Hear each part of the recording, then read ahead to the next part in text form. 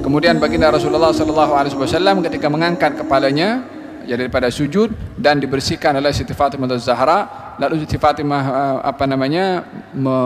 menghardik ataupun memaki kepada orang-orang itu, sementara orang-orang itu tidak menjawab. Dan ini adalah menunjukkan keberanian daripada Siti Fatimah Az-Zahra yang berani menghampiri kepada Rasulullah, membersihkan kotoran itu daripada pundak Rasulullah, dan juga menghalau ataupun menegur ataupun memaki kepada orang yang melakukan perkara itu kepada baginda Rasulullah sallallahu alaihi wasallam. Di sini diambil istinbat atau sampai pemahaman tentang perlunya ahli keluarga untuk mengambil satu sikap bila mana ada ahli keluarga yang lain disakiti oleh orang lain. Seperti mana Siti Fatimah Az-Zahra ketika melihat ayahnya disakiti, maka Siti Fatimah terus datang untuk melindungi ataupun menjaga kepada ayahnya, dan juga menghalau kepada orang yang menyakiti kepada ayah Siti Fatimah, yaitu Nabi Muhammad sallallahu alaihi wa ala wasallam. Kemudian Nabi setelah selesai, Nabi berdoa, Allahumma alaika bi Quraisy. Nabi mendoakan kehancuran kepada orang-orang Quraisy 3 kali. Maka orang-orang Quraisy ketika itu mereka sedang ketawa kan, masa Nabi tadi sujud dan diletakkan najis tadi dan kotoran, mereka ketawa. Ketika Nabi angkat dan salam, Nabi doa angkat dan ya Allah alaika bi Quraisy, ya Allah hancurkan ini orang-orang Quraisy. Dengan serentak semuanya terdiam. Awalnya ketawa terus senyap kerana mendengar doa yang suara yang menggerunkan kepada hati dan jiwa mereka, dan mereka meyakini bahwasanya doa di tempat seperti ini adalah mustajab, yaitu dimaksudkan adalah doa di kota Mekah.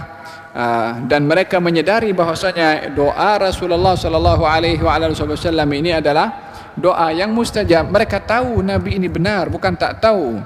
Gal Abu Lahab ketika mengatakan kepada 2 anaknya, Abu Lahab mengatakan kepada 2 anaknya yang pernah meminang anak Nabi SAW, dua-dua anak Nabi, Ummu Kalthum dan juga Ruqayyah, pernah dipinang oleh anak Abu Jahal sebelum Islam lah, sebelum Nabi diangkat menjadi Nabi. Lalu ketika Nabi diangkat menjadi Nabi, Abu Lahab adalah orang yang paling memusuhi kepada Rasulullah. Lalu baginda Rasulullah sallallahu alaihi wasallam, Abu Jahal mengatakan kepada anaknya, yakni kepada anak Abu Lahab mengatakan kepada anaknya, muka kamu dengan muka aku haram kalau kamu tidak menceraikan, memutuskan dengan putri Nabi Muhammad sallallahu alaihi wasallam. Maka diputuskan hubungan antara anak Abu Lahab dengan anak Rasulullah sallallahu alaihi wasallam disebabkan permusuhan antara Abu Lahab dengan baginda Rasulullah sallallahu alaihi wasallam. Karena ini satu bentuk penghinaan, maka Nabi mendoakan kepada anaknya Abu Lahab ya Allah hukumlah, yakni siapa namanya, Utbah kalau enggak salah, hukumlah dia dengan anjing daripada anjing-anjing kamu, yakni anjing daripada hukuman daripada anjing yang diciptakan oleh Allah Subhanahu wa taala. Abu Lahab dengar doa Nabi sallallahu alaihi wasallam. Katanya ini doa mesti akan terjadi kepada engkau, yakni percaya doa Nabi mustajab. Abu Lahab percaya doa Nabi mustajab, sehingga Abu Lahab tidak pernah menghantarkan anaknya pergi ke mana-mana kecuali dihantarkan bersamanya pengawal, security, untuk menjaga kepada anak Abu Lahab. Kenapa? Takut berlaku apa yang telah dilafazkan dalam doa Nabi Muhammad SAW. Sehingga dalam satu safar perniagaan, anak Abu Lahab ini membawa barang perniagaan, sehingga di tengah-tengah padang pasir itu ada singa padang pasir. Singa ini menghampiri kepada kelompok ini. Subhanallah, mereka pun sedar kalau singa ini mau menghampiri kepada anak Abu Lahab, maka dikelilingi anak Abu Lahab. Sehingga singa ini hanya menerkam anak Abu Lahab, lepas itu di jalan. Yang lain tidak. Kalau sampai anak Abu Lahab itu mati disebabkan oleh kerana terkaman daripada singa. Ini diambil penafsiran oleh ahli hadis. Nabi waktu itu mengatakan, Allahumma sallit alaihi kalban min kilabik. Ya Allah, hantarkan kepada orang ini anjing daripada anjing-anjingmu. Yang dinisbahkan di sini, walaupun lafaznya itu anjing, adalah tidak semestinya yang dimaksudkan adalah jenis binatang itu adalah anjing. Akan tetapi boleh binatang yang lain yang mempunyai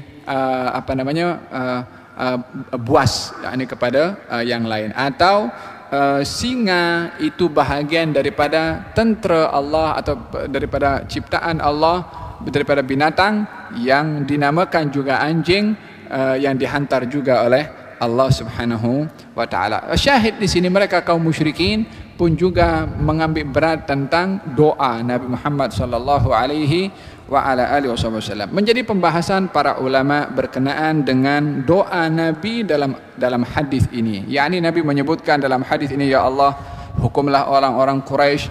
Nabi sebutkan sebanyak berapa kali? 3 kali.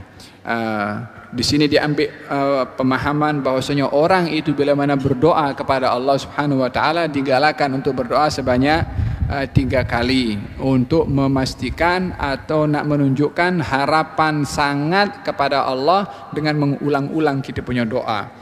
Innallaha yuhibbu al-mulihina fid du'a. Allah itu suka kepada hamba yang merayunya lebih kepada Allah ketika berdoa. Merayu lebih, ini mengulang-ulang. Baginda Rasulullah dalam doa ini pun mengulang 3 kali. Dan juga dalam doa-doa yang lain, Nabi juga mengulang 3 kali.